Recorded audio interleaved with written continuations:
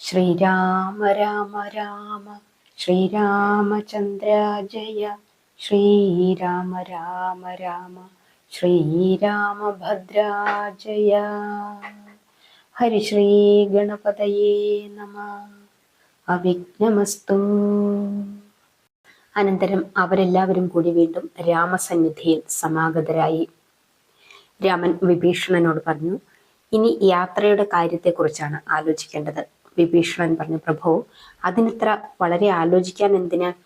പുഷ്പക വിമാനത്തിൽ കയറി അവിടുന്ന് അയോധ്യയിലേക്ക് തിരിക്കുക.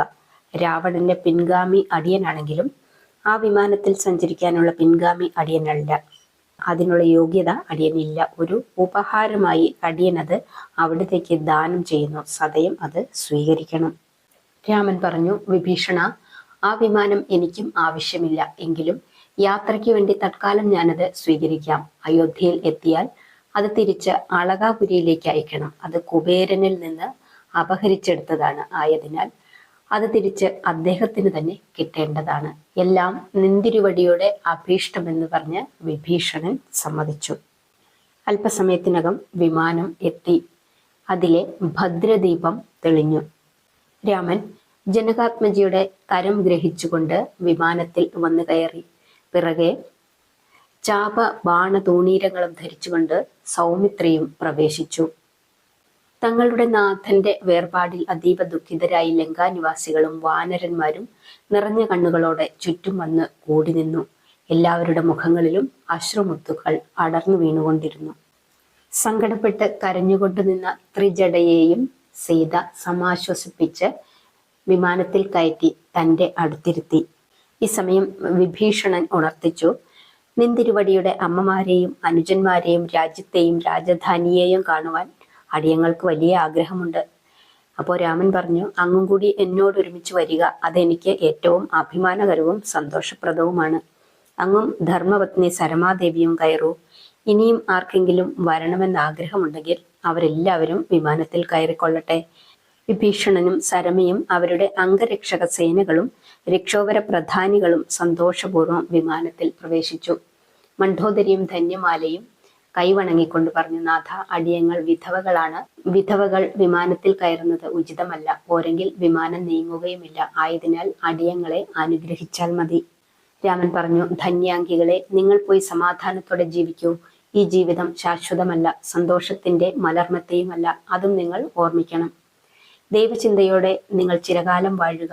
രാവണന്റെ പത്നിമാരെന്നുള്ള മഹനീയ സ്ഥാനം നിങ്ങളിൽ നിന്ന് ഒരിക്കലും മായുകയില്ല.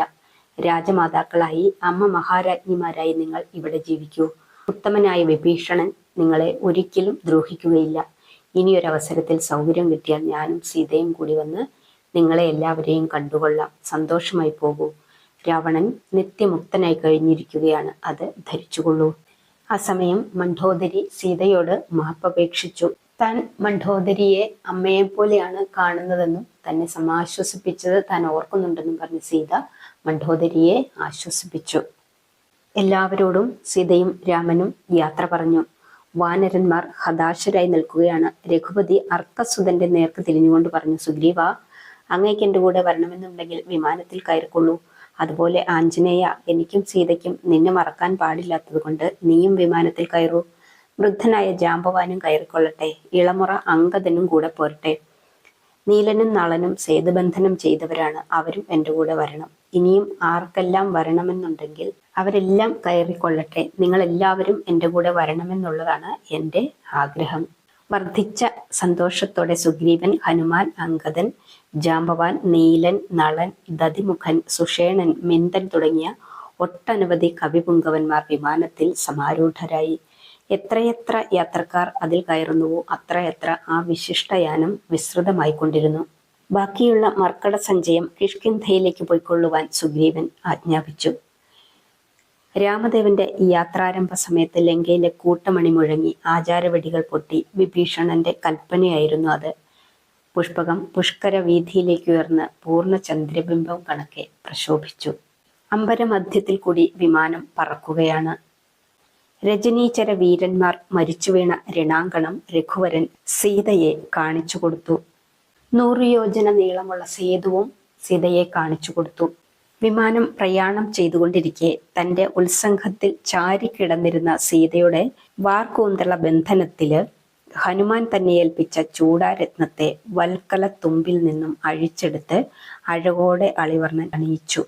ആ സമയം പ്രിയതമന്റെ അങ്കുലിയിൽ അണിയിക്കുവാനായി അവനിപുത്രി തന്റെ വിരലിൽ നിന്നും ഹനുമാൻ നൽകിയ അങ്കുലീയകം ഊരിയപ്പോൾ പെട്ടെന്ന് അത് കയ്യിൽ നിന്നും വഴുതി അമ്പുധി മധ്യത്തിൽ തെറിച്ചു വീണുപോയി. അങ്ങയുടെ വിരലിൽ അണിയിക്കാൻ ഞാൻ ഊരിയ തിരുവാഴി അബദ്ധത്തിൽ ആഴിയിൽ വീണുപോയല്ലോ.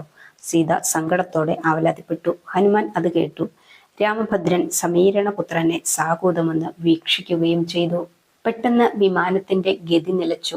വാതാത്മജൻ ഉടനെ വാരിധി മധ്യത്തിലേക്ക് എടുത്തുചാടി. അല്പസമയത്തെ മുങ്ങിത്തപ്പലിനു ശേഷം അനിലപുത്രൻ ഉയർന്നു വന്ന് ഉൽപ്പല നയനോട് ഉണർത്തിച്ചു. ഭഗവാനെ, ആഴിയുടെ അടിത്തട്ടിൽ അനവധി ഇത്തരം തിരുവാഴികൾ അടിയൻ കണ്ടു. അവയിൽ ഏതാണ് സീതാദേവിയുടെ കയ്യിൽ നിന്നും വീണതെന്ന് അടിയൻ അറിയാൻ കഴിഞ്ഞില്ല. എല്ലാ തിരുവാഴികളും ഒരുപോലെ ഇരിക്കുന്നു. രാമൻ പുഞ്ചിരിച്ചുകൊണ്ട് പറഞ്ഞു, ഇതിനു മുമ്പുള്ള മന്വന്തരങ്ങളിൽ പല രാമാവതാരങ്ങളും കഴിഞ്ഞിട്ടുണ്ട്. അപ്പോഴൊക്കെ സീതയുടെ കയ്യിൽ നിന്നും ഓരോ തിരുവാഴി ഇവിടെ പോയിട്ടുമുണ്ട്. ആ കൂട്ടത്തിൽ ഈ മോതിരവും അവിടെ കിടന്നുകൊള്ളട്ടെ. പോകും വഴി രാമൻ താൻ പ്രതിഷ്ഠിച്ച രാമേശ്വരം ക്ഷേത്രവും സീതയ്ക്ക് കാണിച്ചു കൊടുത്തു. എന്നിട്ട് പറഞ്ഞു, ഇവിടെ വന്ന് ഈ പുണ്യക്ഷേത്രം ദർശിക്കുന്നവൻ എത്ര കൊടിയ പാപിയാണെങ്കിലും അവന്റെ പാപങ്ങളെല്ലാം അറ്റുപോകും. ഇവിടെ വെച്ചാണ് വിഭീഷണൻ എന്നെ ആദ്യമായി വന്ന് കണ്ടത്. എല്ലാവരും അവിടെ ഇറങ്ങി തൊഴുതു വന്ദിച്ച് വീണ്ടും യാത്ര തുടർന്നു. സീത പറഞ്ഞു, എനിക്കൊരു ആഗ്രഹമുണ്ട്. കിഷ്കിന്ധയിൽ ഇറങ്ങി ബാലിയുടെയും സുഗ്രീവന്റെയും പത്നിമാരെയും കൂടി നമുക്ക് കൊണ്ടുപോകണം. അതിനും പുറമെ ഇതിലിരിക്കുന്ന വാനരന്മാരും പോയി അവരുടെ ഭാര്യമാരെ ഒന്ന് കണ്ടുവരട്ടെ. വിരഹ ദുഃഖത്തിന്റെ വേദന നമ്മളും അനുഭവിച്ചവരാണല്ലോ. അങ്ങനെ വിമാനം കിഷ്കിന്ധയിൽ ഇറങ്ങി. സീതാദേവി പറഞ്ഞു, നിങ്ങൾ പോയി നിങ്ങളുടെ ഭാര്യമാരെയും കൂട്ടിക്കൊണ്ട് വേഗം വരൂ. അവരും കൂടി അയോധ്യയിലേക്ക് വരട്ടെ. കേട്ട പാതി കേൾക്കാത്തത് പാതി വാനരന്മാർ അവിടെ നിന്നും ഓടി. അല്പസമയത്തിനുള്ളിൽ തങ്ങളുടെ പ്രണയിനികളുമായി തിരിച്ചു വന്നു. അതിനിടയിൽ സുഗ്രീവന്റെ ആജ്ഞപ്രകാരം താരയും രുമയും ആഗമിച്ചു കഴിഞ്ഞിരുന്നു. ജനകാത്മജ അവരെ ഹൃദയം നിറഞ്ഞ സന്തോഷത്തോടെ സ്വീകരിച്ചു. താര വിധവയല്ലേ, വിമാനത്തിൽ കയറാമോ എന്നൊരു സംശയം വൈദേഹിക്കുണ്ടായി. താര പാലാഴിയിൽ നിന്നും ഉദയം ചെയ്ത അപ്സര നാരിയായതിനാൽ വൈധവ്യദോഷം ആ മഹതിയെ ബാധിക്കയില്ല എന്ന് രാമൻ വിധിച്ചു. അവർ വീണ്ടും യാത്ര തുടർന്നു. ജനകാത്മജ ത്രിജടയെ താരയ്ക്കും രുമയ്ക്കും പരിചയപ്പെടുത്തി കൊടുത്തു. അവളുടെ വിശിഷ്ട സ്വഭാവത്തെക്കുറിച്ച് കേട്ടപ്പോൾ പുണ്യവാനായ പിതാവിന്റെ പുണ്യവതിയായ പുത്രി എന്ന് അവർ പ്രശംസിച്ചു. അവർ ഭരദ്വാജാശ്രമത്തിൽ ഇറങ്ങി. രാമചന്ദ്രന്റെ ആഗമനം ദിവ്യ ചക്ഷുസിനാൽ നേരത്തെ അറിഞ്ഞിരുന്ന മാമുനീന്ദ്രൻ കാമധേനു പുത്രിയായ നന്ദിനിയുടെ ദാനവൈഭവത്താൽ ആഗതരെ സൽക്കരിക്കാൻ വേണ്ട വിഭവങ്ങൾ സംഭരിച്ചിരുന്നു. അന്ന് രാത്രി മാമുനീന്ദ്രന്റെ നിർദ്ദേശപ്രകാരം അവർ ആശ്രമത്തിൽ തങ്ങി. രാത്രിയിൽ മാമുനീന്ദ്രനോട് രാജധാനിയിലെ വിശേഷങ്ങളെപ്പറ്റി രാമൻ ചോദിച്ചു. അവിടെ മാതൃജനങ്ങൾക്കും ആചാര്യ വസിഷ്ഠനും സുമന്ത്ര തുടങ്ങിയ മന്ത്രി കുങ്കുവന്മാർക്കും സൗഖ്യം തന്നെ. അങ്ങയുടെ പ്രത്യാഗമനവും പ്രതീക്ഷിച്ചവർ അക്ഷമരായി കാത്തിരിക്കുന്നു എന്ന് മാത്രം. ഭരതശത്രുഘ്നന്മാർ ജടാവൽക്കലം പൂണ്ട നിത്യവും ഫലമൂലാദികൾ മാത്രം ഭക്ഷിച്ചുകൊണ്ട് സിംഹാസനത്തിൽ അങ്ങയുടെ പാദുകങ്ങളും വെച്ച് പൂജിച്ച് അവയെ അഗ്രജൻ എന്ന് സങ്കല്പിച്ച സർവവും അവയിൽ അധിഷ്ഠിതമാക്കി രാജധാനിയിൽ പ്രവേശിക്കാതെ നഗരത്തിന് പുറത്ത് നന്ദിഗ്രാമത്തിൽ താമസിച്ച് രാജ്യഭരണം നടത്തുന്നു. അങ്ങയുടെ വരവും പ്രതീക്ഷിച്ച സന്യാസം സ്വീകരിച്ചുകൊണ്ടാണ് ഭരതൻ ജീവിക്കുന്നത്. എന്തൊരു ജ്യേഷ്ഠഭക്തിയാണ്, എന്തൊരു ത്യാഗമാണ്! ഇതെല്ലാം അങ്ങയെ ധരിപ്പിക്കുവാൻ വേണ്ടിയാണ് ഇന്നിവിടെ വിശ്രമിക്കുവാൻ ഞാൻ ആവശ്യപ്പെട്ടത്. നേരം പുലർന്നു. രാമൻ രാജ്യാതിർത്തിയിൽ എത്തിയിരിക്കുന്നു എന്ന വിവരം ഭരതനെ അറിയിക്കുവാനായിട്ട് മാരുതിയെ അയോധ്യയിലേക്ക് പറഞ്ഞയച്ചു. പോകും വഴിക്ക് ഗുഹനെയും രാമൻ വരുന്ന വിവരം അറിയിക്കുവാനായിട്ട് പറഞ്ഞേൽപ്പിച്ചു. അപ്പോൾ തന്നെ മാനുഷവേഷം പൂണ്ട് മാരുതി അതിവേഗം ശൃംഗിവേരപുരത്തിലെത്തി ഗുഹനെ കണ്ട് രാമാഗമന വൃത്താന്തം അറിയിച്ചു. ഗുഹന്റെ അടുത്തു നിന്നും ഹനുമാൻ പോയപ്പോൾ തന്നെ പരിവാര സമേതം ഭരദ്വാജാശ്രമത്തിൽ എത്തി ഗുഹൻ തന്റെ കാണപ്പെട്ട ആനന്ദമൂർത്തിയെ തൃക്കൺ പാർത്തു. രാമൻ ശൃംഗിവേരാധിപനെ സ്നേഹത്തോടെ ആലിംഗനം ചെയ്ത് അനുഗ്രഹിച്ചു. അനന്തരം തമ്മിൽ പിരിഞ്ഞതിനു ശേഷമുള്ള സർവ്വ കഥകളും പറഞ്ഞു കേൾപ്പിച്ചു. തന്നോടൊപ്പം ബന്ധുമിത്രാദികളും ഒരുമിച്ച് അയോധ്യയിലേക്ക് വരുവാൻ ക്ഷണിക്കുകയും ചെയ്തു. ഈ സമയം 14 വത്സരം തികഞ്ഞു കഴിഞ്ഞിരിക്കുന്ന ദിവസമായിട്ടും ജ്യേഷ്ഠനെ കാണാത്തതുകൊണ്ട് ഭരതൻ ആകെ നിരാശയിലാണ്. സമയം കടന്നുപോയി. ജ്യേഷ്ഠൻ വരാൻ താമസിക്കുന്നു എന്ന് കണ്ട ഭരതൻ ചിത കൂട്ടുവാൻ ശത്രുഘ്നനോട് ആജ്ഞാപിച്ചു. ഭരതന്റെ അഗ്നിപ്രവേശന വാർത്ത നഗരം മുഴുവനും നിമിഷം കൊണ്ട് പരന്നു.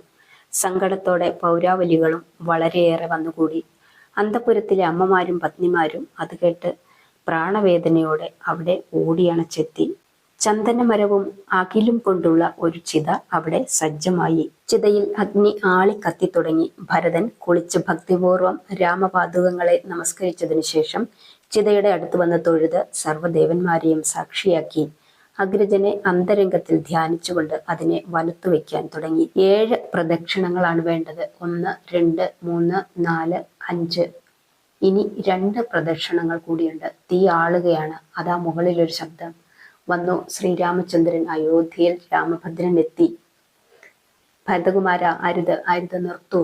സീതാലക്ഷ്മണ സമേതം ഭഗവാൻ ശ്രീരാമചന്ദ്രൻ അയോധ്യയിൽ ആഗമിച്ചു കഴിഞ്ഞിരിക്കുന്നു. എല്ലാവരും ആകാശത്തിലേക്ക് നോക്കി. വെള്ളിമേഘം എന്ന പോലെ ഒരു ദേവദൂതൻ അംബരമണ്ഡലത്തിൽ നിന്നും അതിവേഗം താഴെ ഇറങ്ങി.